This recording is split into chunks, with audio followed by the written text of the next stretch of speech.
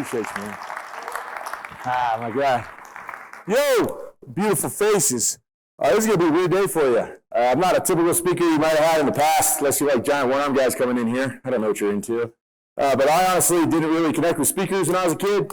I didn't like them. I thought they were a waste of time. I didn't really like my high school experience. Felt like a prison sentence for 4 years. So I'm going to be blunt and real, as he said, and I'm not going to waste your time. Ultimately, I'm here to serve you.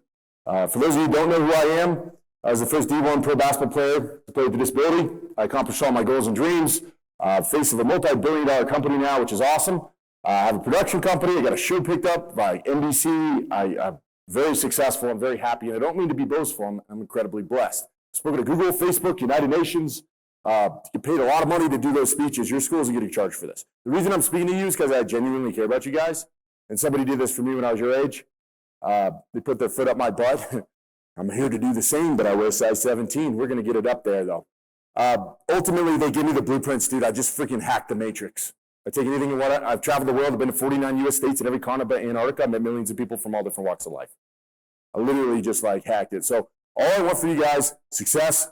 Honestly, to be better leaders, I don't feel you guys should dread your high school experience. It's a high academic school, high athletic school. You're achievement oriented, but a lot of you guys don't know happiness. So question, what's your Harvard degree matter if you're not happy? I have plenty of millionaire friends who aren't happy, and several billionaire friends too who are trying to fill this void. I want you guys to have a purpose.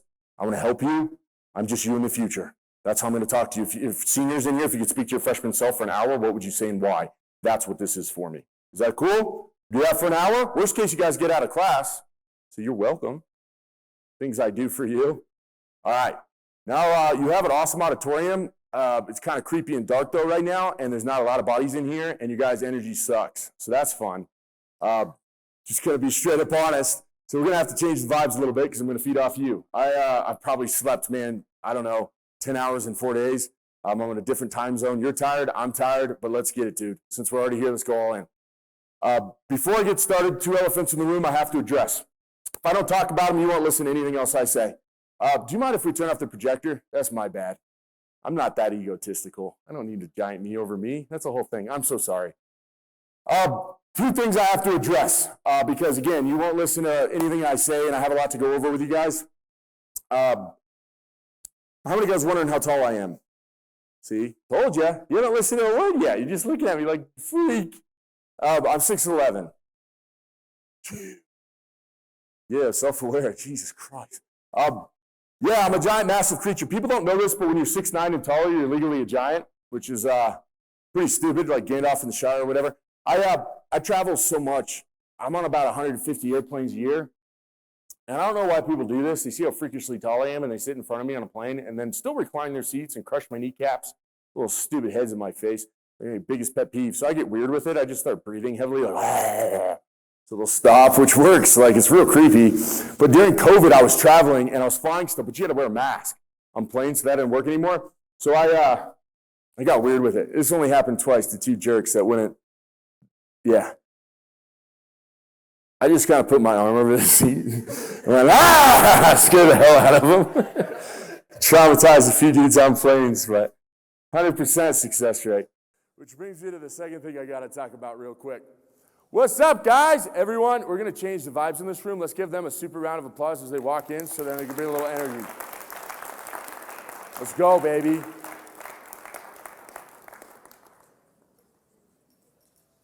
Those of you just walking in, I was giving context to who's speaking to you. First D1 pro basketball player to play with a disability. I'm 6'11". I'm awesome in every way. That's about it, right? We caught him up. Now I'm going to talk about what happened to my arm, so listen up because there's a lot of stuff I want to share with today, and we got to get it, okay? All right. This thing. If I don't talk about it, you ain't going to listen to a word I say. You're just going to stare at it the whole time, especially this guy. Oh. It's like a bad action figure. It goes like this. It goes like this. That's all you get for free. It's pretty wild. So I'm from California originally, and when I was in second grade, I took a trip to the Big Island of Hawaii. And I, didn't come from a wealthy background, so I was excited to take my first vacation. But I was like 6, so I wasn't that far in the water. My older brother was teaching me how to boogie board. And I remember that there was these 4 surfers in the distance screaming and waving at us. And we thought it was because surfers hate boogie boarders, or they're trying to catch a wave or something. Didn't happen to be the case. They were trying to warn us something was in the water. And my brother got pulled into the water. He came out okay. I got pulled into the water. And I felt this click. It came out. My arm wasn't there anymore. And at first, I was in so much shock. I didn't feel like any pain at all. Me and my brother just looked at this thing like, the hell is this? And then all the blood started going. Dude, I passed out from blood loss. I woke up in the hospital with bandages around my arm. And I remember my parents crying and praying over me. And I had bandages, and the doctor walked in with some x-rays and said, really sorry to tell you this, but judging by the bite marks on your arm, it was about a 6.5 foot long bull shark that bit your arm off. And there's no way to recover it.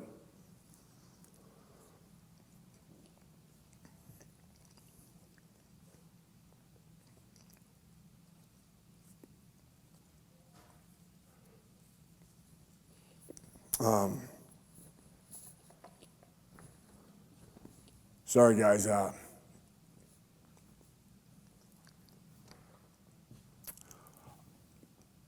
I got a real dark sense of humor, kind of a dick move. None of that happened at all, but that's a lot of fun for me. I'm sorry. Jesus, I'm apologizing. Kind of messed up, to be honest. I'm not allowed to speak at middle schools anymore. Little kids kept passing out. It was a liability. It was the whole thing. No, like, I've spoken to the United Nations. I've spoken to stadiums before. The hardest audience, dude, I spoke to a Taiwanese prison one time, to the inmates. I got set up on that one. That was weird. The hardest audience I've ever had in the world. Been everywhere. 49 states, every continent, but Antarctica is American youth. A bunch of kids who don't want to be there. It's real fun and your energy's great. Yeah! It's like being a bad comedian at a dive bar. You know, it's fun. So I got to mess with you a little bit. But I will tell you what happened with my arm, but first I need you guys to perceive this. I'm speaking to my high school self. I'm you in the future, 10 years. That's what this presentation is going to be. So, I want you to work on empathy. It's one of the greatest masteries. My favorite. All the best leaders have mastered it. It's insane. Put yourself in other people's shoes, feel what they feel. You have to do this. And a lot of you guys at this age haven't exercised that muscle yet. So, none of you chose to be born. Facts. None of you choose what you look like or you sound like or your insecurities or the family you were born into. Didn't choose that. You didn't. You didn't choose what state or country you were born into. You didn't choose your school, really. You were just born around here, and you didn't choose the kids that go to school with you. They were just born around you, too. You don't have any freedom at home. Parents' rules. You don't have freedom at school. School rules. Life is a tutorial to a video game until you walk across the stage, get your diploma, Herff Jones in the room, cap and gown, right? And then life starts. You are in the tutorial, you're learning the controls. It's frustrating, it's not that fun, but then if you set yourself up right, you can just master everything you do. It's so fun. Got it? So put yourself in my shoes, feel what I feel, because I want you to exercise that muscle of empathy. I'm giving you context through speaking to you, and trust me, there's a point to this. Give me 4 or 5 minutes. A lot of you might be able to relate, some of you might not, realizing some of the kids next to you feel the same way. You have to understand for the purpose of this conversation who I am. So this is what happened to my arm. You're going to be me. I didn't choose any of this nonsense. I was born on Friday the 13th. Crazy. It was on a Good Friday, too, that year. Supposed to be left-handed. Classic. God's got jokes. Thanks, big man. But my umbilical cord wrapped around my neck twice when I was born. My arm got caught in between the umbilical cord and my neck. And essentially took my arm off and saved my neck, saved my life, which I think is a blessing in disguise. Left arm for the neck, blocking shots in the womb, baby. But when I was born, I had all these complications. Doctors had to revive me a couple times. They didn't know if I was going to survive or not, or if I'd be mentally there. A lot of my friends still wonder if I am. I was born into a household with 2 awesome, loving parents. Couldn't get along. When I was 4, my dad came up to me and he's like, Kevin, really, I got to tell you something, man. You get 2 Christmases now.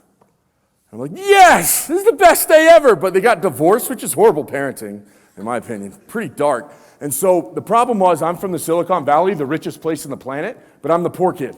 My parents each worked 2 jobs to support my siblings and I. So I had to get up in elementary school. Imagine having to be me, right?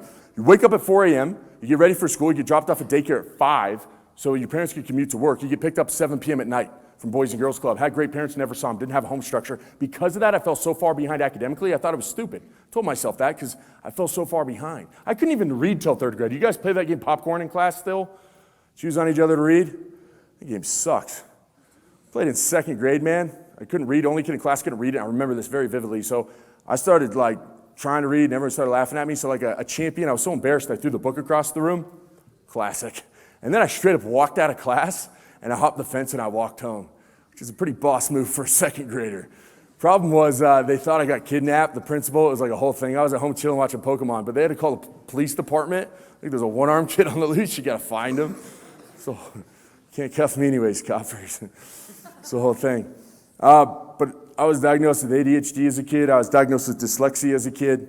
I had a speech deficiency. I couldn't say L's or R's till middle school. I sounded crazy. Man, I was in counseling, anger management, special needs for a minute. They didn't know what to do with me. Stupidest kid in town. And again, we're working on empathy. This is circumstantial, out of my control. Physically, I'm totally self-aware. I'm a freak of nature. You didn't choose your body or whatever. Dude, I was 5'10" in 5th grade. I get a razor for one of my Christmases. I had a shave as a 5th grader. I was a grown man-child. Shaggy red hair back then. I looked like Ronald McDonald. One arm flapping around. And we do songs in class like the YMCA, and I'm the only one not doing it. And then I get yelled at, like the teacher's bugging out, like, why aren't you doing the YMCA? I'm like, sick, bro. Does this look like an MDU? We're gonna do the hokey pokey next? Great. Shake it all about. If you're happy and you know it, clap your hands. It's dark. What's your name, dude? What? Elio? Anelio? What? My name's Kevin. What? Oh, I'm Anelio. Jesus Christ. I love that, man. Anelio, you want to play patty cake, bro? Yeah, no, me neither. Never won a game of Twister, Anelio. A lot of awkward moments for a one-armed guy. Physically, I didn't choose this. Totally self-aware. I'm a freak of nature. And again, we're working on empathy, all out of my control. Now, make matters worse, and there's a point to all this, hold on. My dad sat me, my brother, and sister down when I was in 3rd grade, before he dropped us off daycare, 5 a.m., right? Super blunt dude. Sat us down and said, hey, while you were at your mom's house, I had a seizure. I went to the hospital, found cancer in my body. I don't know how much longer I'm going to live. My older siblings ran out of the room crying. I was pretty slow in the head. We went over that. I didn't know what cancer was. Plus, I was pretty young, so I just sat there and stared at him. But I realized he was sick. I perceived that. And hear me out. It's pretty rational. I thought your house was a magical place that healed you at the age. You stay home sick from school, you get better. That's how science works. So I thought if I raised money for him, you wouldn't have to work 2 jobs. He could come home resting you better. Everyone knew I was a money fiend as a kid. I had a whole candy flipping scheme at my elementary school. I got brought in the principal's office. They thought I was going to be a drug dealer. I had all these people working for me. They shut me down. Dude, everyone thought I was a money fiend because I was a poor kid in town. If you watch South Park, I'm Kenny. That's who I am. They didn't realize empathetically I was on a mission to save my dad.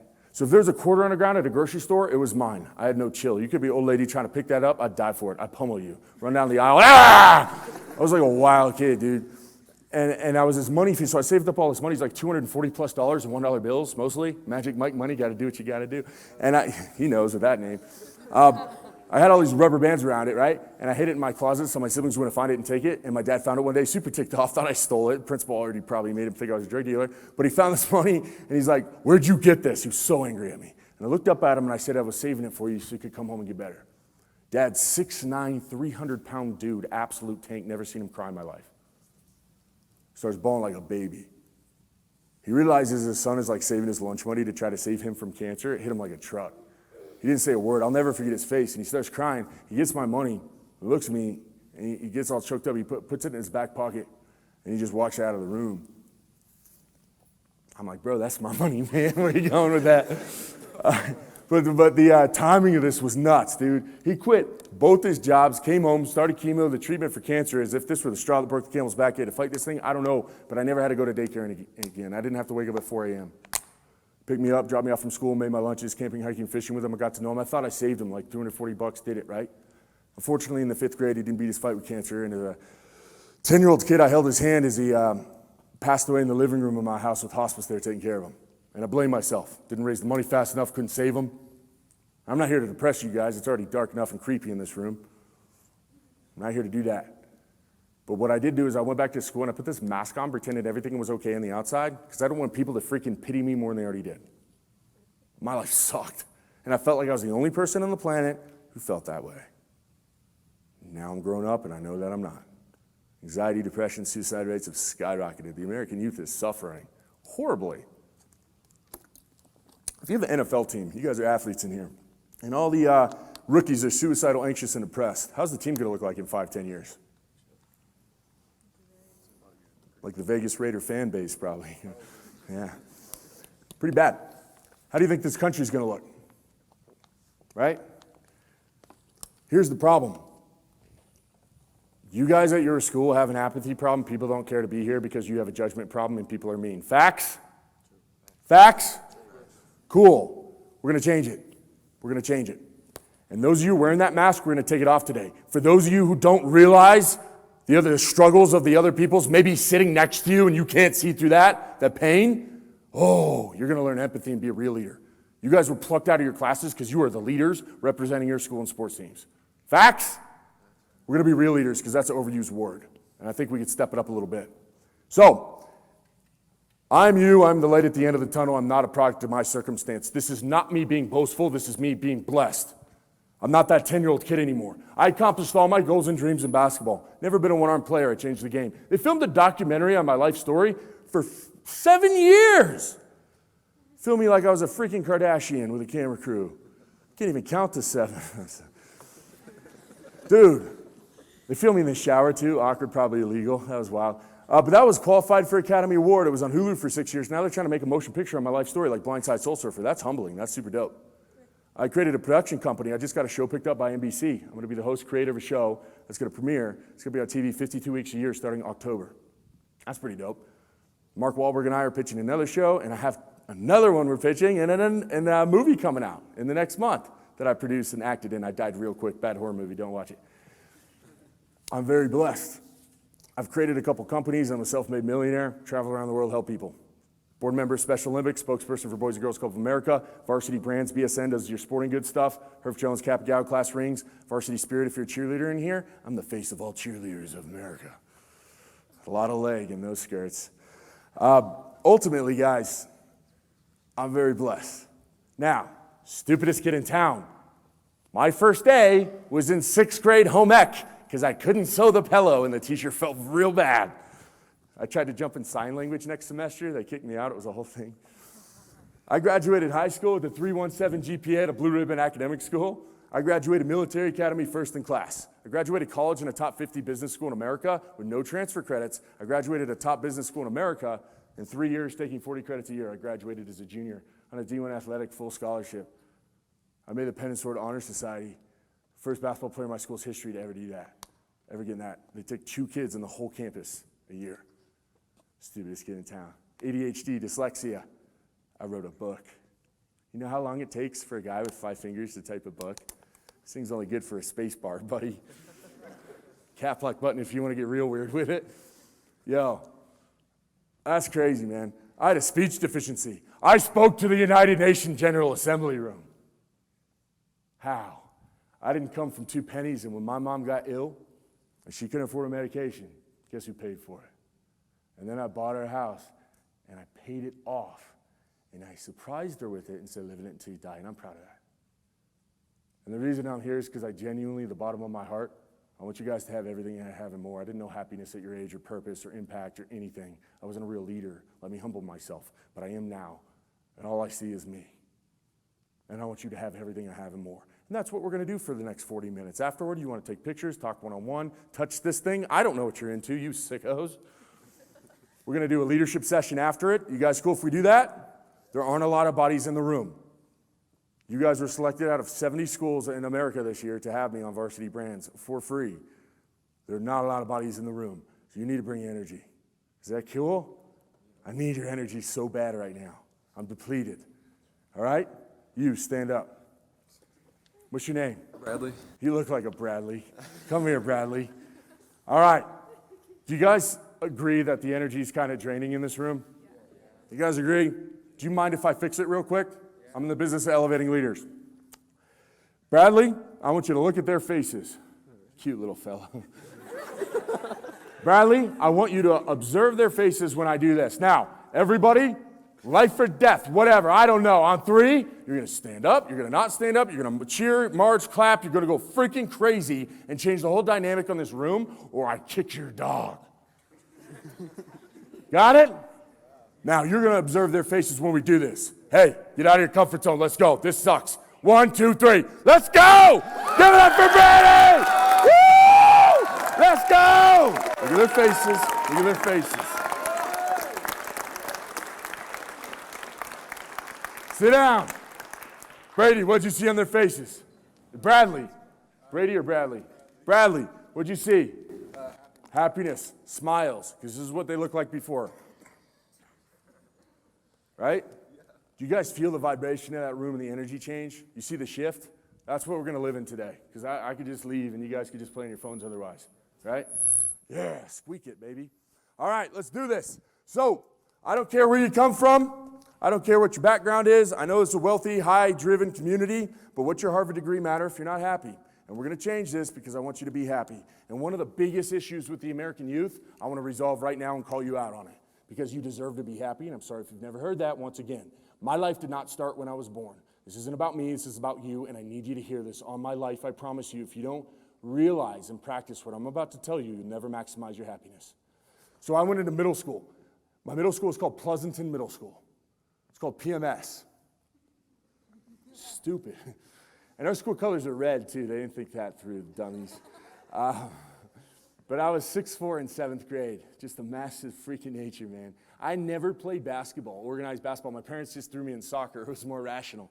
But I couldn't be 6'4" in 7th grade and not play basketball, right? So my buddy had me try out for the team with him. And the first day of tryouts, this coach pulls me aside in front of everyone, and he says, Kevin, basketball's a two-arm sport. Try something else. And he cut me from the team. It's like, you're a jerk, bro. I didn't want to play for PMS anyway. But, say God closes the door, opens a window, whatever. Coach in a neighboring city, AAU team, right? A travel off-season club team. Imagine if in San Francisco you have all the MVPs from all these high schools stacked on a nationally ranked team, junior, seniors of high school, right? And he heard about this coach of that team, heard about a one-armed kid couldn't make a 7th grade team. Whatever was in his heart, he had me come try out. And me and my mom didn't know him. And I show up, and these guys are 360 dunking and warm-ups. I was like, yo, I'm in the wrong place. Coach McKnight comes up to me, says, no, you're not. You must be Kevin. Thanks for coming. We start scrimmaging. These guys have a dunk competition on me. Real mature, dunk on the one-arm guy. I had no business being there, though. And then Coach stopped practice and did something for me I want to do for you. He blew his whistle, walked on the court. He looked at me. He said, Kevin, why don't you use that when you play? I was like, what are you talking about, Coach? He pointed at this thing. He said, why don't you use that? And I was like, chill, Coach. I don't have an arm, right? That's the whole thing. He's like, no, man, that thing's a weapon. This thing, guys, they call it my nub. Everybody wave to it. Come on, yeah. Oh, today's going to get real weird now. Welcome to high school, freshmen. It's going to be a fun day. Do I have any varsity football players in here? This guy, you're so conveniently located. Why don't you jump up on stage real quick? Everyone give him a round of applause, real loud. Let's go. What's your name, man? Antonio. Antonio! Yes, what position you play? Safety. Safety? What grade you in? Senior year. You're a senior? Awesome. Yes, sir. Antonio. So you guys understand the nub. Were you guys' bones separate in the forearm, reconnect at the wrist? Mine were like, no, you're not going to do that. So these are two bones. They're like little daggers. Getting nervous, bro? No. No? You ever been nubbed before? No. Today's going to be a weird day for you, buddy. All right, let's make it happen. How'd that feel? Not too good. You liked it. No, I'm a wrestler. I'm a wrestler. I can take some fun. I want you to pull my arm down. Pull it down. Yeah. You're a wrestler. Use all those arms. Strong, huh? I didn't think it's strong. Yeah, it's fast, too. Sharks can't catch me anymore. I squat up in a ball. He's like a propeller. I'm like, I'm out. He just goes sideways. Sideways? Get out of here, Antonio. Come here. Give me a hug. Antonio, you've been nubbed. You'll never be the same. Give it up for Antonio. Thank you, buddy. His whole world has changed. Yo, there had never been a one-armed player. There's nothing in the rulebook against nubbing people. And I'm not saying this in like a boast level, but I'm very, very cruel at this. I've broken some rib cages and noses. It's very dangerous. I went soft on you, but man, when I get on that court, I do not care. I have, again, no chill. So I post up on the block. I just shank other guys with this freaking thing. And it's sneaky and cute little ninja nub. Refs can't see it. Other guy tries to fight me out of nowhere. Ref's like, why are you trying to fight the one-arm guy? What's wrong with you? Power of the nub. Next possession, Marquise. This guy's saying at Antioch High School, signed to Cal Berkeley. So he's like going to Cal Berkeley. I'm a 7th grader. This guy's like a senior. And he comes, and not only does he try to dunk on me, he tries to dunk over me in the scrimmage. And I take coach's advice. I'm not taking a charge. I'm not athletic like that. At that age, I can't block that. So I go, whoop, right in the balls. and I got him bad, man. I defiled the man. And, you know, my teammates, they started rolling and hyped it up and all laughed and practice stopped and everyone was laughing. This poor man, totally defiled on the ground. He said something I'd never heard before, and I want you to hear this. He said, Coach, it's not fair. And that was wild to me because I never heard that before. I was born dead with one arm. That's not unfair. Jesus, man, come on.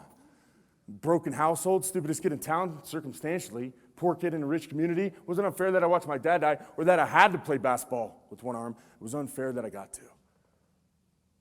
And that I had everything I needed to achieve, but my whole mindset about this was awful. Empathetically, put yourself in my shoes. ADHD, dyslexia, I could hide. You have insecurities, especially in high school when everyone's super judgmental and mean. Facts?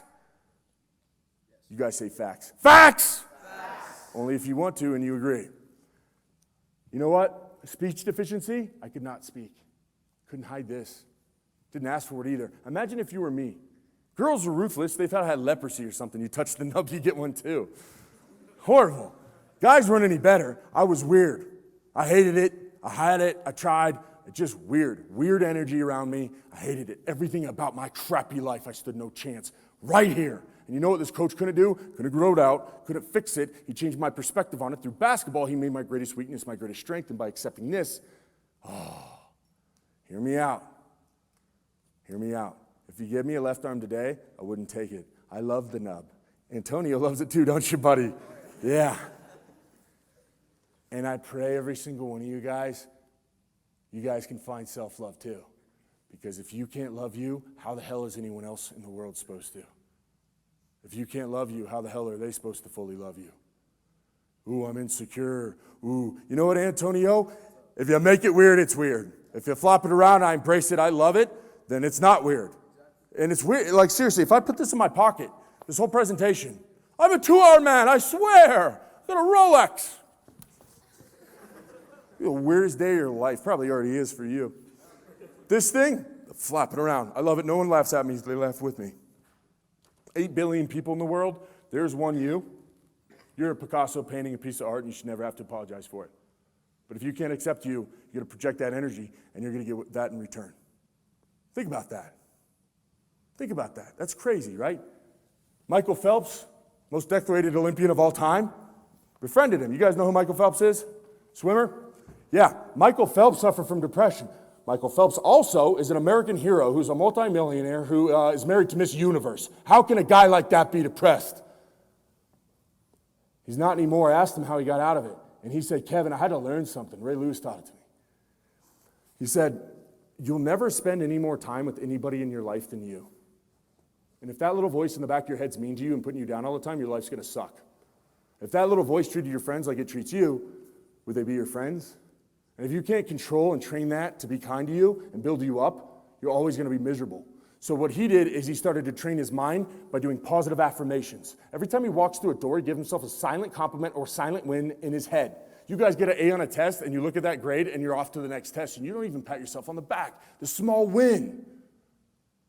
You wake up every morning, you're tired, you come to school with the mentality that school sucks. You float reactively day to day, you zone out all the time, you're hardly alive, you're NPCs.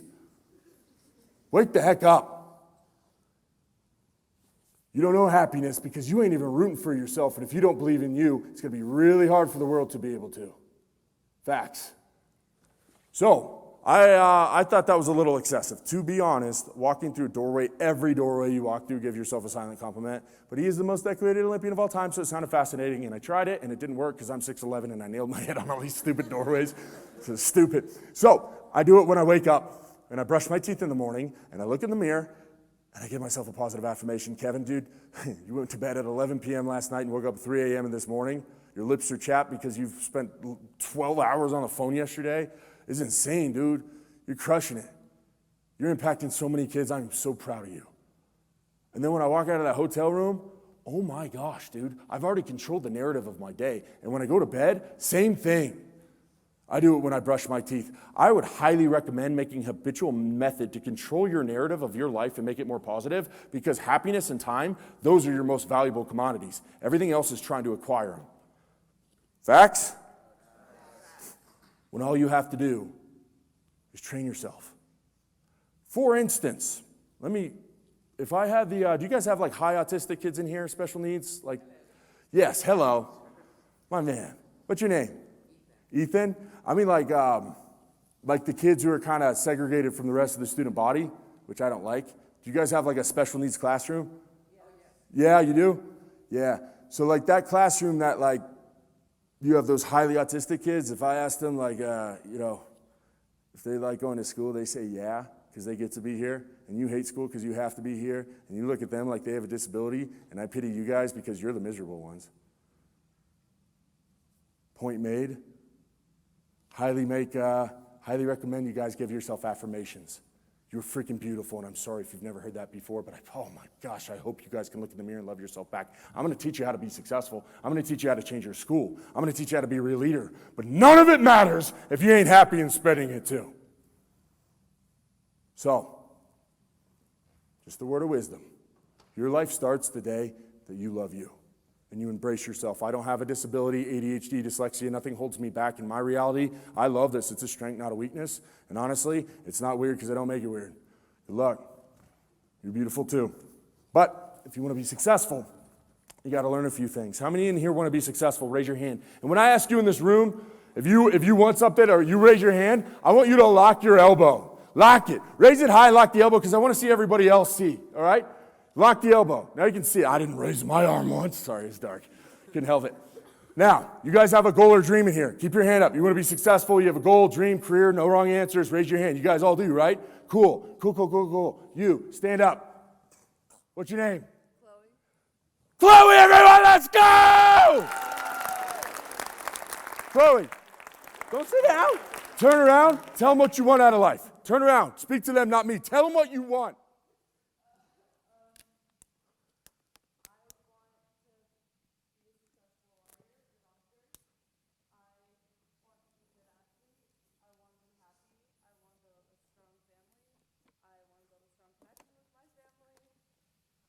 Hey, let's go. Round of applause. Good job. I love that. That was a great answer. A lawyer, a doctor, successful, awesome family life. That's awesome. Raise your hand if you have a goal or dream in life. Lock the elbow. This is fascinating. I'm massively impressed by you guys. Chloe, look around the room. A lot of hands up still. Wow, this is good. This is good. Keep your hands up. Okay. You, rise. Nope. Come on. I'm no expert at clapping, but come on, guys. What's your name? Skylar? Stand right here, Skylar. Notice how I had him stand up. Notice how I didn't have him sit in his seat and talk silently. Right, Skylar? Skylar? You guys all clap for Skylar, correct? No. You clap for Skylar, correct? Why? Why am I even doing this? Why did I call him Chloe? You guys have any idea? Skylar, do you have any idea? You know what the number one fear in humanity is? It's public speaking. Statistically, there's 8 billion people in the world. Public speaking is worldwide the number one fear. You know what the number 2 fear is? And this is fascinating because it's not snakes or spiders or heights. Number 2 fear, death. So at a funeral, people would be in the coffin rather than give the eulogy. And I asked you guys again in here, if you had a goal or a dream, and either you lied or you were lazy or you raised your hand, because I've never met somebody in the world who doesn't want something. Don't sit down. And then I called on Chloe, and I was testing you. Because I wanted to see if you put your hand up a second time knowing you might be called on. Why? Some of you in here, not a lot, you guys actually did very impressively. A lot of you in here, though, didn't put your hand up the second time. Why? You're more afraid of the judgment of your peers than you are passionate about your dreams. And you have no courage. Tough love, still love. And when good men and good women do nothing, evil prevails. Tyrants rise. That's exactly how the Holocaust happened historically. And history is cyclical, meaning it repeats itself. And a lot of bad happens at your school because the student athletes aren't standing up and speaking their voice. Easy to be a leader when you're plucked out of class with all the leaders, harder when you get to the lunchroom. Easy to be a Christian in church, harder when you get to the parking lot, ain't it? But Skylar, you raised your hand a second time because you have the courage and you have passion and a dream. And so when I call on somebody, I'm encouraging you guys all to get loud and crazy and bring energy, so we're supporting people instead of judging them, right? To find their voice.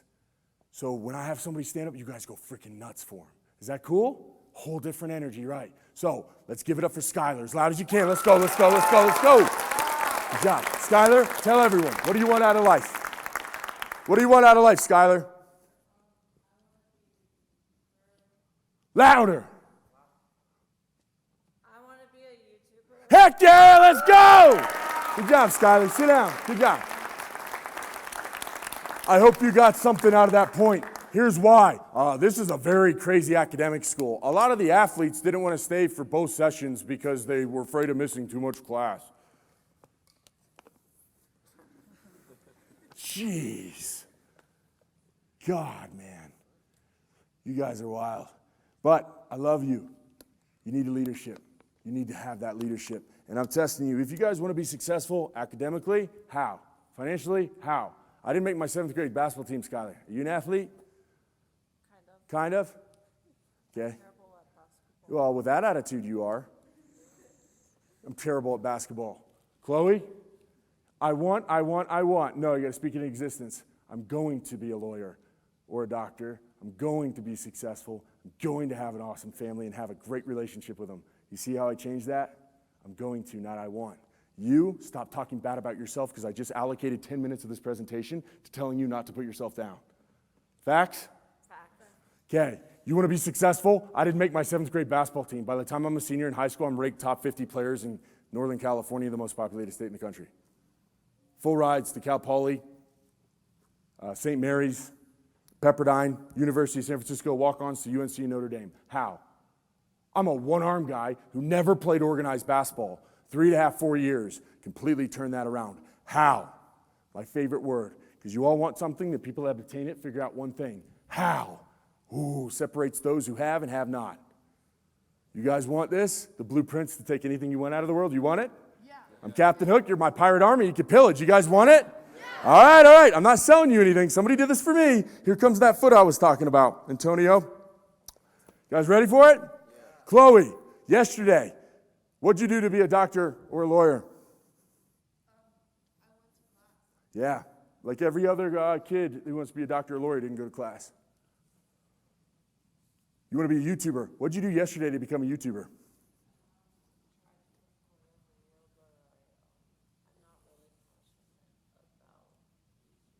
I thought you wanted to be a YouTuber. You're not passionate about YouTube? What makes me do stuff and I like how you're challenging yourself to grow and put yourself out of your comfort zone. I like how you had the courage to raise your hand and stand in front of the peers and have the confidence to share your truth with everybody. And by the end of this, I hope we can build up your confidence and your self-love and self-esteem because you deserve to have that beautiful smile on your face all the time. Got that? You went to school. Tough love, still love. And I'm going to do for you what my coach did for me, but it's going to change the game for all of you. I wanted to be a basketball player. This isn't about me. This isn't about Chloe being a doctor or a lawyer. A lot of you in here are privileged, like the kids I went to school with. You come from awesome households. Good for you. Guess what? I think you're at an absolute disadvantage. You are, I don't want to say pretentious. Maybe some of you are entitled. Maybe you would agree with it. Facts? Okay. Listen, think of the best rappers, best athletes. Think of these guys. Some of the most successful people of all time came from the gutter. Why? You don't grow in your comfort zone. You don't grow in your comfort zone. They are in survival mode, and I didn't have anything. All I had in my crappy life was basketball. That became my dream. You know why? It's not even my favorite sport. When I went into high school, I was a freshman. I was 6'8", going to school with 3,300 kids, huge target to be made fun of. But when I stepped on the basketball court, started balling out, people started to respect me. And then I was accepted. I had a niche, a purpose. So basketball became my dream. My coach came up to me, did what I'm about to do for you, Chloe. Tom, can I get a water bottle? I'm sorry, man. Chloe, my coach came up to me and he said, Kevin, the same guy taught me about the nub. He's like, Kevin, I know you want to go D1. I know you want to go pro. I know you want to be a lawyer or a doctor. Never going to happen. I was like, Coach, you're a jerk. I'm going to nub you. And he looked at me, and he ate me alive. This is what he said. I talk to your mom. I know what you do when you go home from school every day. You go home, you eat a snack and watch Netflix. Ooh, I'm a horrible person. Then you come to practice and practice like every other basketball player in the country is not going to practice, working hard. Then you go back home, shower, eat dinner, procrastinating homework. Most of the time you don't do it because you're on Xbox or YouTube. Then you go to bed. The next day you do the same thing. Your habits suck. Your routine sucks. You're not controlling time. Time's controlling you. The difference between you and Elon Musk when it comes to time is nothing. All of us have 24 hours in a day. What you do with it defines you. And a lot of you guys are reactively floating through life. Raise your hand, lock the elbow if you suffer from anxiety. Keep it high. No judgment in this room. Be honest. Yeah, I bet these same people in this room, if I looked on your phones right now and went to the settings and looked how many hours a day you're allocating towards your cell phone, you don't want to do that right now, do you?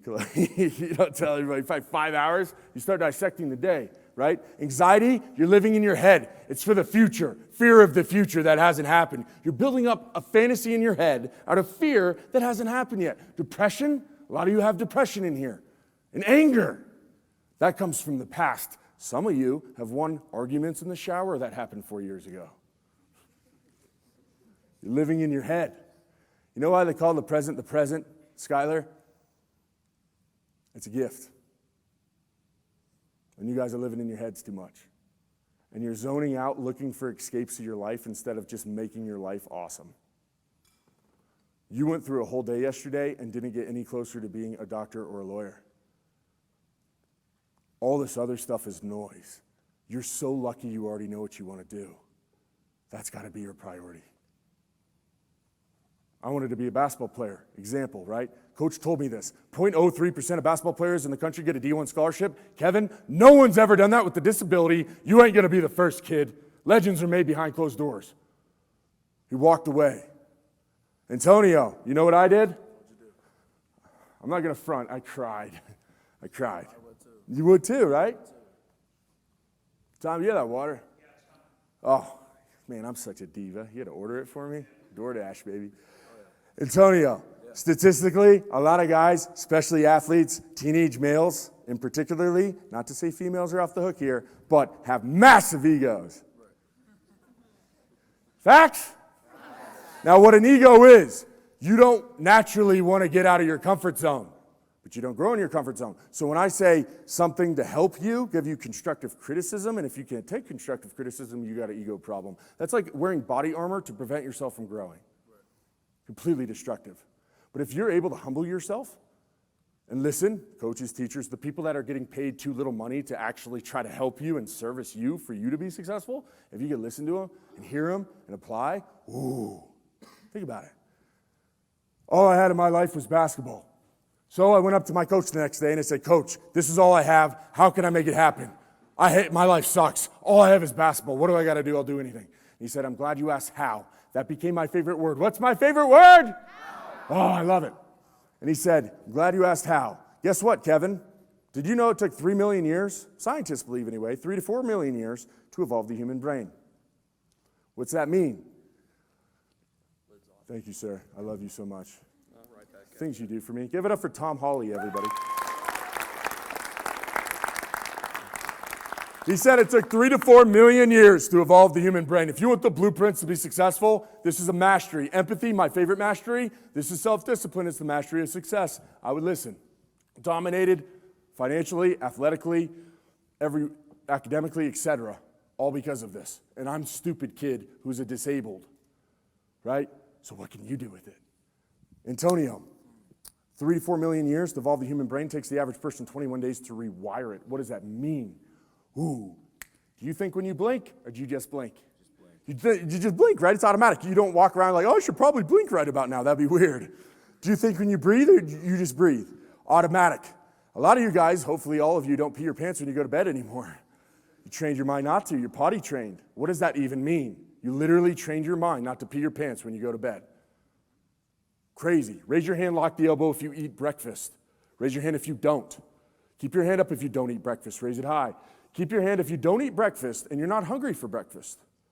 Interesting, as if you trained your mind not to need breakfast in the morning. Those who don't eat it and eat it consistently would be starving. You guys get the picture? How many days does it make to rewire your brain, make a new habit? How many days? 21. Kevin, this is what we're going to do. Chloe, this is what we're going to do. What are your weaknesses? Well, he looked at me and he said, Kevin, we can't work you out in the weight room because you got one arm. I was like, thanks, coach. Thanks for noticing, bro. And he's like, this is what we're going to do. I got a duffel bag suitcase. I put bricks in it. I'm going to give it to you. I got a duffel bag suitcase full of bricks. This isn't a New Year's resolution. Go inside. Watch Netflix, eat a snack. But before you do, lift that bag of bricks 100 times with this nub. You ain't going to get very far in basketball if you can't box people out with it. So we got to make that thing strong. What do you got on this nub muscle, buddy? So I lifted that bag of bricks 100 times. As I got stronger, added more bricks. 21 days later, I'm zoned out doing it. Then 21 days later, I add a new habit. Like I'm stacking habits. Like I'm stacking bricks. Commercial breaks. Who are they advertising to? I don't have any money. Beginning to end of commercial breaks, I do one-arm push-ups. 21 days later, I'm at my buddy's house watching TV with his parents. Commercials come on. I just start doing push-ups. They're like, dude, what are you doing, bro? Sorry. It's like blinking. How many days to make a habit? 21. I suffered so severely with asthma, I ended up in an ambulance in 8th grade. Cost my mom $3,000 she could afford because her insurance didn't cover it. Almost had me quit basketball. I couldn't stay on a basketball court more than 5 minutes at a time because I had such severe asthma. I wake up, right? I start waking. Once I get good at self-discipline and I started stacking habits towards my goal, which is to be a basketball player, and I didn't let a day go by without growing in a certain way. Chloe, have you ever met anyone who wore braces for the first day and came to school the next day without braces? Never. No matter how hard you press on your teeth, doesn't matter. Small pressure over time makes for a beautiful smile. Ooh, consistency. I get in the habit of making habits, self-discipline, and I got so good at it, Antonio, guess what? I woke up, put hard-boiled eggs on the burner. Athletes who aren't eating breakfast, you need it to focus in class and repair your muscles.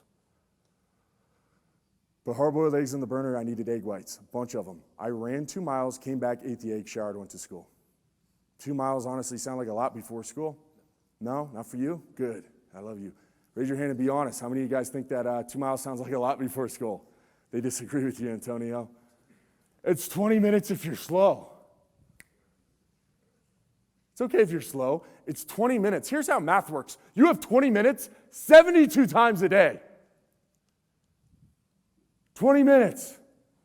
No one else is doing this is why I can eat the rich kids alive. 2 miles a day, 10 miles a week, 40 miles a month. It's like blinking. Did you know you could grow out of asthma? I had no idea. They featured me in the Super Bowl edition of Sports Illustrated, and they called me a gazelle. I don't know how I feel about that. It's weird, right? Wish they'd call me a lion or something.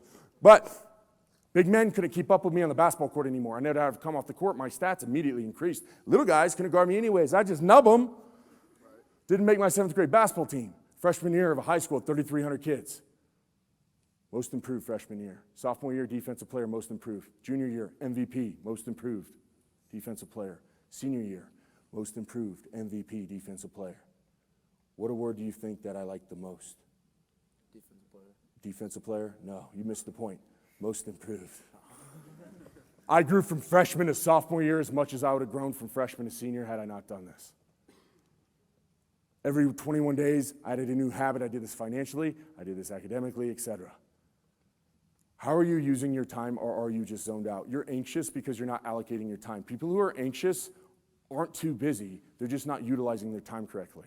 That's a fact, and that's a hard thing to take accountability for. Think about it. Hey, Chloe, I'm going to recommend this to you directly, but I want everyone to hear it because you had the courage to stand up in front of your peers and very beautifully articulate what you want out of life. You're really special, and I know you're going to achieve it. But stop saying I want, say I'm going to have, right? You're going to change the narrative and speak it into existence. Secondly, get a piece of paper. I want to be a doctor or a lawyer. No, I'm going to be a doctor and a lawyer. And then you're going to put one habit that's going to help you get there that isn't just school. It's on top of that so you can grow faster than everybody else and you can beat them, right? You're going to sign that piece of paper. You're going to pin it on your ceiling, over your bed. You're going to see it when you wake up. You're going to sing it when you go to bed. Make sense? And you're going to start trying to add to that piece of paper and get to the bottom of it. Every 21 days. How many days does it make to make a habit? 21. How many days? 21. Hey, only person that can make you successful is you. But I'm not here for your success, I'm here for your happiness. So I hope you heard that. You can hack the matrix, take anything you want out of this world. I want you to be happy. How many guys don't like school in here? Raise your hand, lock the elbow. This is always fascinating. Look at that. What, even you? You didn't even want anything. You didn't want a career. You didn't want nothing, but you hate school. More hands for the I hate school. That's weird. Weird fantasy for this guy. It's crazy. Why? The number one problem with American youth. This is exactly why. This is going to be a little bit of a constructive criticism, and I hope you guys are up for it. You guys hate school. This is me speaking to me. You guys have been conditioned and manipulated your whole lives to put yourselves first. My goals, my dreams, my stats in sports, who I'm dating, how many followers follow me on social media, who cares? iPhone. You can hear it if you slow down and listen. It took me a long time to realize this. You know who don't put themselves first? Effective leaders. You know who don't put themselves first? Happy people. And you show up to school every day with a negative attitude, you zone out in class, you pass by people, you judge them, you sit in your cliques because it's your comfort zone, and you float, and all you think about is you. Facts? Tough truth. You want to change it? Yeah. I want the varsity football team to stand up. Everyone give them a massive round of applause. Everyone in here is on the varsity football team. Awesome. Antonio, come over here. Keep standing. You guys have a good year this year? Yes, sir. Yeah, senior, man. That's cool. You guys keep standing. Now, I love you guys. Ooh, look at that guy's hair. I love it. Fro going. Antonio, do you enjoy the crowd coming to your home games? I do. You do? Makes you really, like, it makes it fun, huh? Doesn't it make it fun? Oh, yeah. You guys like that? Do you want to be a better leader today and grow as a human? Yes, sir. Grow as a man? Yes, sir. Can you be honest with me? Yes, sir. Oh, I love this guy. Do you have a marching band? Yes, we do. How many times do they come to a home game? Was it like every home game? Every home game? I think so, like every home game. Maybe they missed two. Missed two? How dare them? They missed two. They came to every home game they could, right? How about cheerleading? Came to every home game. Every home game? Question, Antonio, and I want you to be honest here. Yes, sir. How many band concerts you been to this year? None. None. How many cheerleading competitions you been to this year? None. Yeah, no wonder kids hate school. You all want to be appreciated, and you're so slow to appreciate others. Here's the problem with that. If you're loved at home and you're born in circumstances, oh, good for you. And I'm not like being sarcastic. Good for you. I'm happy for you. If you have a stable home and you're loved at home, you come to school to learn. If you're not loved at home, you come to school to be loved. How's that working out? And here's the little point I want to make from coast to coast. Football gets all the love and appreciation. Men's basketball team second. Facts? If you have a real good spirit, maybe volleyball, but everything else is a crapshoot and they just work as hard and they get no love. Facts? Yeah. So you're telling me that band supports all your home games and cheerleading supports all your home games. You haven't even thought to support them once. Yes, sir. Yeah. And you're a senior. No wonder kids hate school. And yet you are the athletes that were plucked out of class as the best leaders. You're the best I got. You want to change it? Yes, sir. What's my favorite word? What's my favorite word? Oh, baby. I love this guy. Look at his cute little face. Oh. Antonio? Yes, sir. How cool would it be, and you probably don't know this, band concerts are still going on. They pretty much go band choir. They go on to the rest of the year. Your season's over. You might still be doing wrestling. No, sir. No? Wrestling's over too? I got an injury. Oh, you got an injury? I got an injury once. Oh, yeah. I know. I could see it. This guy. How sick would it be if you got all your football guys as a senior before you leave and show up to one band concert, just one, and you wear jerseys without pads, and you show up and you don't go in the back and play on your phones. No. Everyone, I want you to hear that energy again like we did in the beginning. 1, 2, 3, go. Let's hear it. Woo!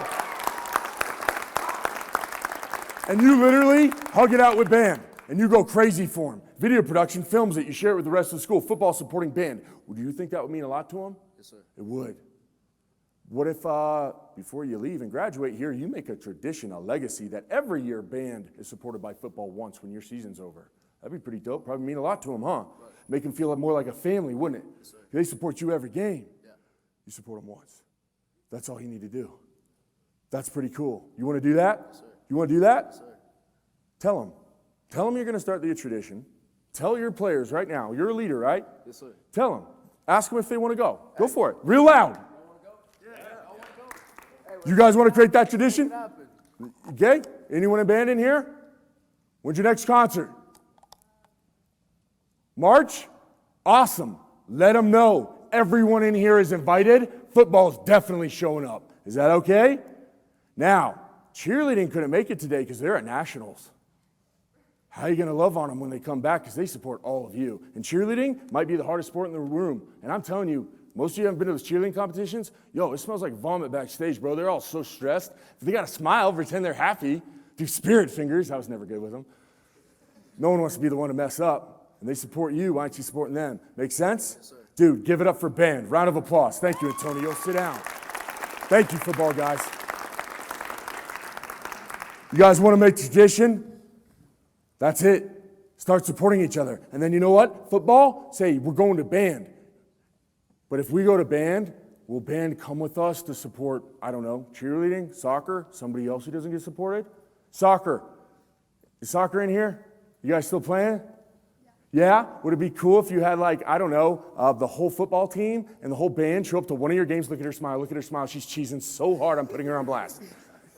She can't stop but smiling. How many people generally come to your games? Probably like 25. 25. Okay.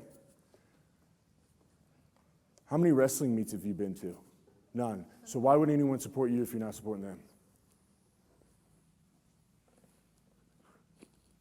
Tough love, still love. I hope you all heard that.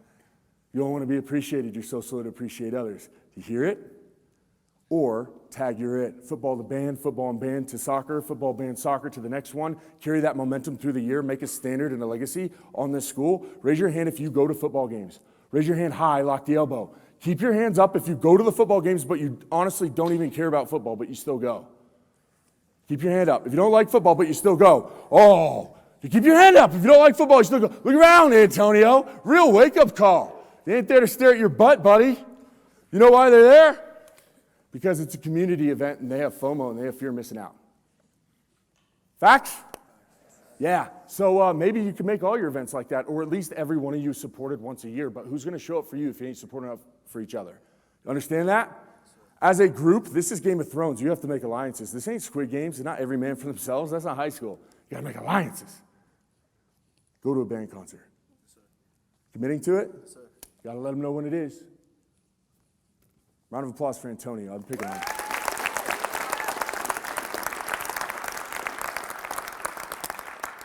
As an individual, though, don't just do this as a team, as a leader, as a captain.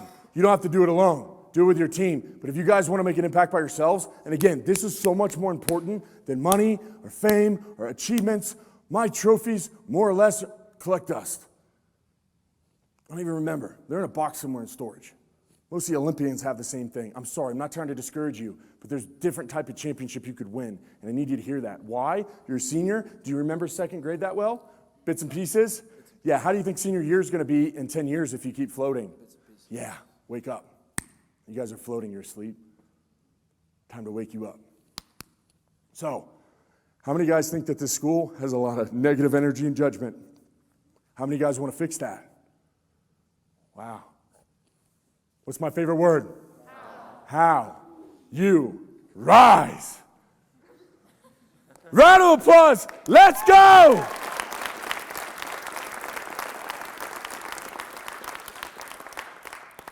What's your name? What's your name? Adeline. What grade are you in? 9. You're a freshman? Hey, Adeline, you look awesome today. Swag Central, your shirt's crushing it, dripping. Adeline, Swag Central. I like your hair too. Hey, Adeline, I'm sorry if Antonio in the senior class has never told you this, but the fact that, I'm sorry you've never been supported. Obviously, you're in band, right? But also, I know that it's weird to be pulling out of your comfort zone and stand in front of your peers. Your arms are crossed. I wish I could do that, but that's a full psychological defensive mechanism here. So I can get that vibe from you. So I'm sorry because it's a giant human beings who are super negative walking around campus, and you got to deal with that as a 9th grader. I'm sorry if your upper class has failed you in this way. But Adeline, This school is very blessed to have you here. We're all lucky. And I know you don't know me, but you don't pick your family, you're born into it. And the kids you go to school with, you don't pick them either. That's your second family. So consider me a brother. And if you see me on campus and you ever got a problem, you come find me because I got your back. And if I don't see that beautiful smile, there it is. Walk in the hallways be too cool for me. You better be saying what's up. Because no one's got to do this alone. And you're awesome. All love. You ever have a bad day? I'm here.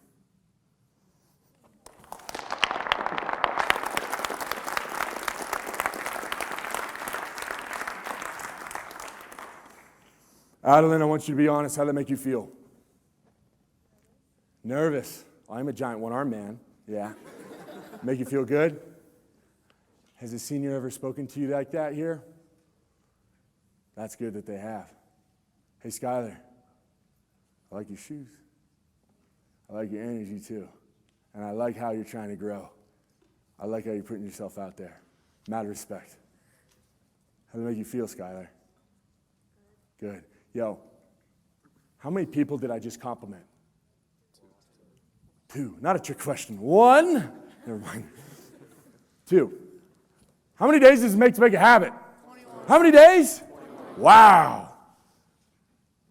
Maybe just one. One compliment a day. Find a freshman that's outside of your comfort zone and don't just say, I like your shoes, but say something sincere and stop them and be there for someone like that for 21 days and it'll be like blinking. And you'll be an orb of positivity in a very negative world. See, there's plenty of fake people out of there, and I choose to be real, unapologetically. And this world's going to be better for me being in it. You put a gun to my head, that doesn't change. It's non-negotiable. Love, empathy, kindness, I'm going to spread it like a plague. I don't care. That's who I am, and that's what I'm about, and that's my creed. And I want to encourage you guys to spread that love too. You'll feel good. Everyone will change around you. And literally, you'll start training yourself not to be such a selfish human being about you, because it ain't about you, it's about us. And nobody should be sitting alone at lunch. Make sense? You have a lot of judgment at your school. I'm going to step over a line here, and I hardly ever do this. But if you're a Christian, this is historic. This isn't religious. There's a woman in the Bible named Mary Magdalene. She's literally a prostitute. Now, before I tell this story, how many guys in here have seen somebody sit alone at lunch? Raise your hand, lock the elbow. All of you. How many in here have seen people get bullied at school? Cool. You've seen people get judged or bullied or whatever. Put your hands down. Mary Magdalene's a prostitute. She's getting stoned to death. What does that mean? These guys called the Pharisees, they're like the Pope Cardinal, whatever, the Jewish. They're like high-end Jews. They're tossing stones at her till you die. Real fun way to go. And this dude comes over. His name's Jesus. And he's like, I got to paraphrase because of blasphemy, so just give me a little slack here because I don't know. But he says, though with you without sin, throw the next stone or something. He basically flexed on them and said, if you aren't sinners, throw the next stone because you've sinned too. And you know what they did? Took their tail between their legs and walked away. And then Jesus picked up, like, presumably the Son of God, who's really excited about a prostitute, picked her up off the floor, didn't judge her. No. He said, I got 11 stinky fishermen and a tax collector no one likes. Come eat at my table. Now, I ain't saying you guys in here are casting the stones. A lot of you are watching. Raise your hand if you've seen somebody sit alone at lunch. Keep your hand up. Keep your hand up if you've asked them to sit with you. And there you go. Round of applause for these kids. You're seeing a pattern here. And the reason I share this with you and why it's so important for me, because two leaders saved my life my senior year. And not just like an exaggeration or a story, like they literally saved my life. This is what happened. Antonio, when I was a senior, when I was your age, I was cooking it, man. I was balling. I was crazy. I was a big man on campus. Dude, I was sitting in my English class. And I got to call my phone from an area code. There's no numbers behind it. I picked up my phone in class. You have a phone, don't do that. But I picked up my phone in class. I was like, hello? They're like, is this Kevin? I said, yeah. They said, this is the White House. And I hung up on them. Whoops. Thought it was a prank call or whatever, right? They called back. I excused myself to the hallway. They're like, is this Kevin? I said, yeah, this is the White House. The President of the United States saw in the news. Says you're one of his heroes, inspired by you, and wants to meet you. Would you be interested? As a 17-year-old kid, I was like, Leo, let me check my schedule, pencil him in. That sounds dope. Talked to him for a little bit. Went back into my classroom. My teacher's like, Kevin, what are you doing? I was like, the White House called me. He's like, shut up, bro. Sit down. Month later, 5 weeks later-ish, very, very, very, dude, I remember this very well because it was so sketchy. I'm sitting in the back row of Mr. D. Piola's math class, and two Secret Service guys with earbuds come in, And they say, Kevin, come with us. Straight up kidnapped me. So sketchy. No one said a word. That's the worst part. Tell me how you really feel. And they put me in an SUV, a black SUV. They drove me to San Francisco Airport where the President of the United States flies down on Air Force One. Comes off the staircase, does that fake little wave thing, shakes my hand. Kevin, it's an honor to meet you. Spends 40 minutes with the same kid who didn't make the 7th grade basketball team because some random dude's dad playing coach told me basketball was a two-arm sport. And then, self-love, I owned the nub, became my greatest strength. I changed my habits, which changed my routine 3-4 years later-ish, right? 4 years later, I'm getting recognized by the most powerful person on the planet for balling out with one arm. I ain't better than you, but I'm living, breathing proof that this works. There's 2 types of people in the world, those who believe they can and those who believe they can't. They're both right. Catch is here, Antonio. I had a basketball game that night. Chloe, I was born on Friday the 13th, and here we go. Meeting the president, I got to rush back to a game. We have so much San Francisco traffic, and I'm all freaking out like I didn't know I was going to spend so much time with the president, right? And so they postponed the game, thousands of people. I'm such a diva, man. They held the whole thing up for me. So I have a couple cop cars escorting our SUV or Secret Service to the gym. And I get there, and everyone's clapping. Hey, he's finally here. We can start a game, this guy. And I don't have time to stretch or warm up in the first quarter of the basketball game. I went up to dunk the basketball, landed wrong on my leg, coming down, broke it. Rushed to the emergency room of the hospital where I was watching myself in the lobby, meeting in every national news station, man. I was meeting the president. But I was sitting in a wheelchair with a broken leg. Worst part about a one-armed guy in a wheelchair, just kind of spin around in circles. It's all super dark. But I broke my left leg. I couldn't use a crutch on that side. And all those coaches, man, recruiting me, take a chance on Captain Hook. Captain Hook with a peg leg, too much pirate for anybody. They withdrew all their scholarship offers. Some of them wouldn't even pick up a phone for me once they found out. And I was so confident I was going for basketball, I didn't even apply to school, nor could I afford it. And this is what I did as a senior. And I highly encourage you don't do it because your life hasn't started until you graduate here. Not really. But I didn't have basketball anymore. And so I took the bottle of painkillers Doc gave me, whole bottle of Vicodin, down the whole thing, enough to kill a horse. Sad when seniors do that. Prospectively, modern medicine, you live to 100. High school's 4% of your life, and you all make it so dramatic. Me too. I woke up 2.5 days later, dazed and confused from trying to kill myself. And you know what? You know what saved me, Antonio? 2 seniors. They weren't athletes, but they were real leaders. And they didn't get a grade for this. This wasn't for a class. This wasn't for the college resume. They did something on campus, not even for me, that literally through its ripple effect saved my life. I went to school with this kid, Josh Berger. You guys put yourself in my shoes. Empathy, my favorite mastery. I want you to put yourself in Josh Berger's. Imagine if you were born, in Josh Berger's body. Now this kid has a rare disease. His hands and his feet and his head grow. His body doesn't. His hands and his feet and his head are the size of a 16-year-old. He's a sophomore. And he's a 16-year-old sophomore. And his hands and his feet and his head are the size of a 16-year-old. His body's the size of a baby. He rides around campus on this little electric cart on his belly with his head propped up with oxygen in his nose. Never sat up a day in his life because his backbone can't support his head. 100% mentally there.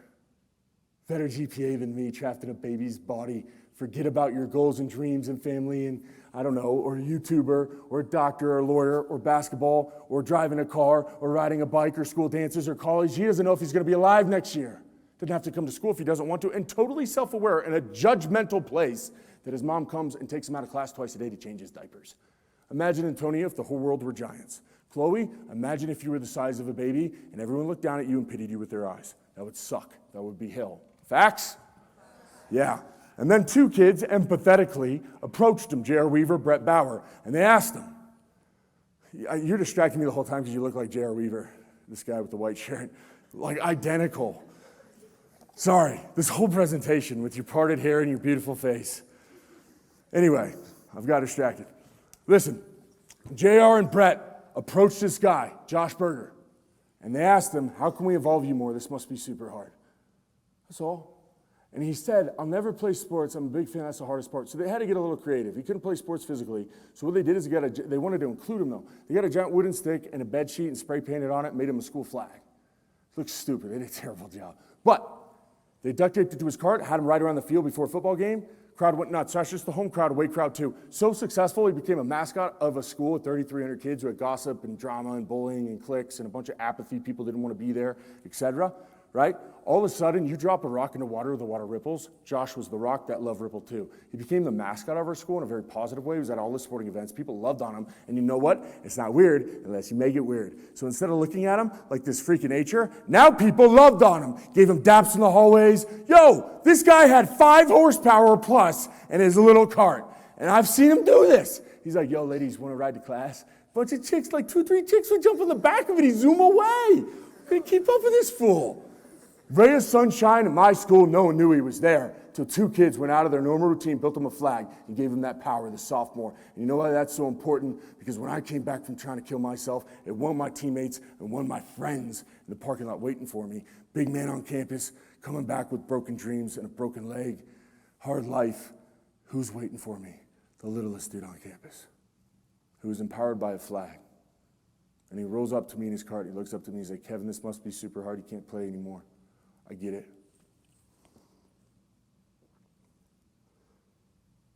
But I got your back and we're going to get through this together.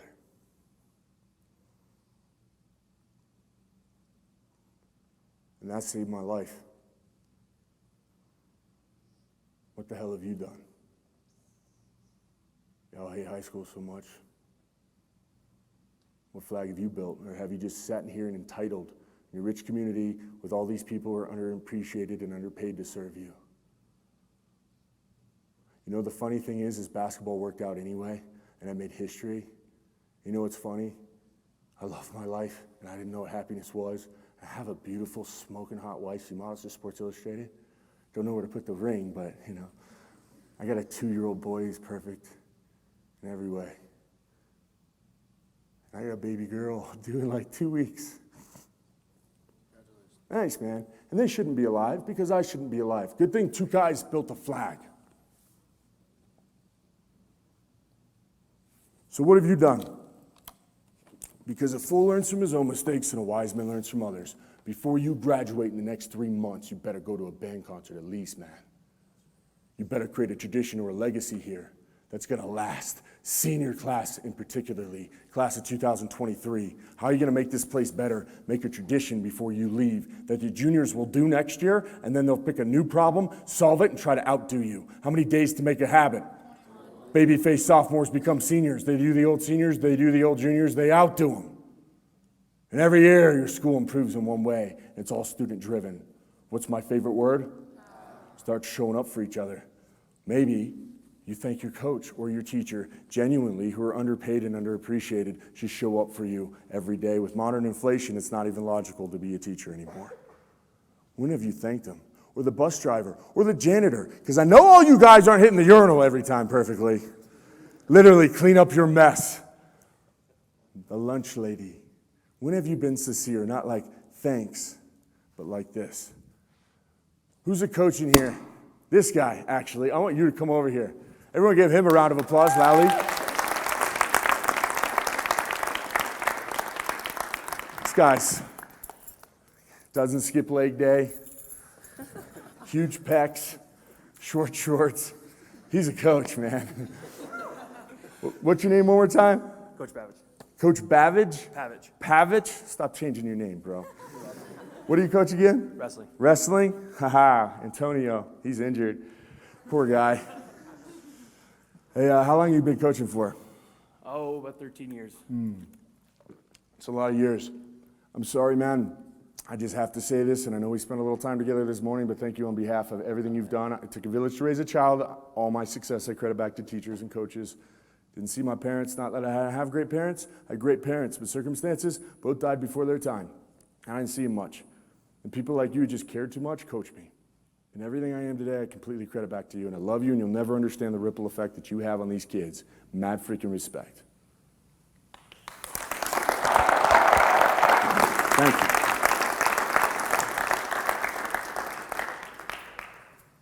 What's my favorite word? Just like that. Fool learns from his own mistakes, a wise man learns from others. I'm going to end you guys with this one last story, and I want you to hear it very clearly. I don't remember senior year that well either. I took 4 years of German, just sprechen Sie Deutsch is about all I remember how to say. I don't remember the SATs. I remember I was hungry. I don't remember all the all-nighters. And you know what I definitely don't remember? All the basketball games, bits and pieces. But there's one thing at high school that I'll never forget that I'm most proud of that has nothing to do with academics or athletics. It was really the only time I truly signed as a leader, despite being team captain and big man on campus.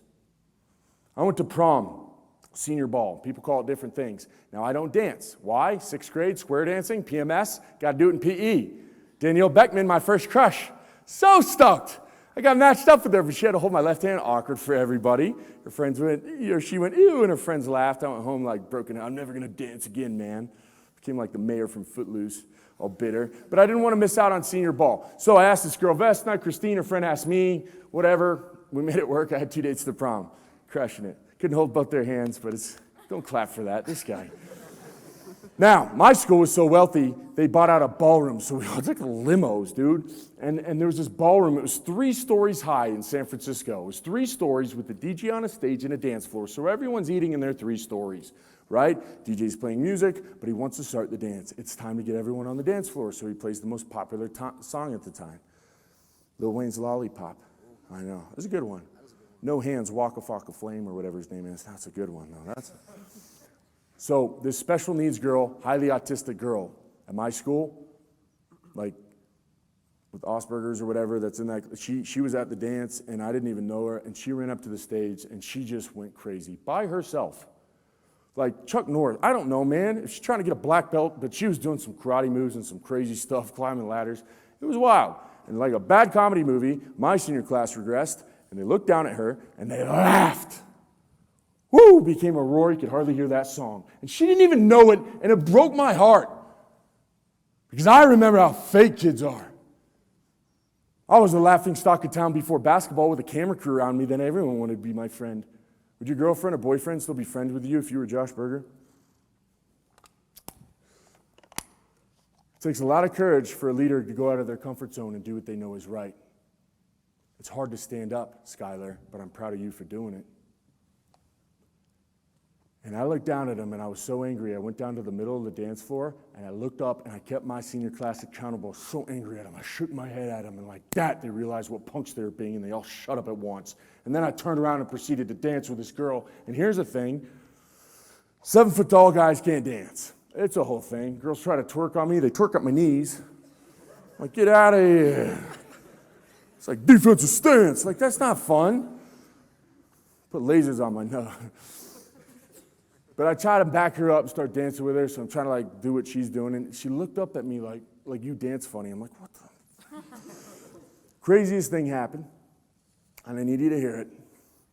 Craziest thing happened. 8 kids.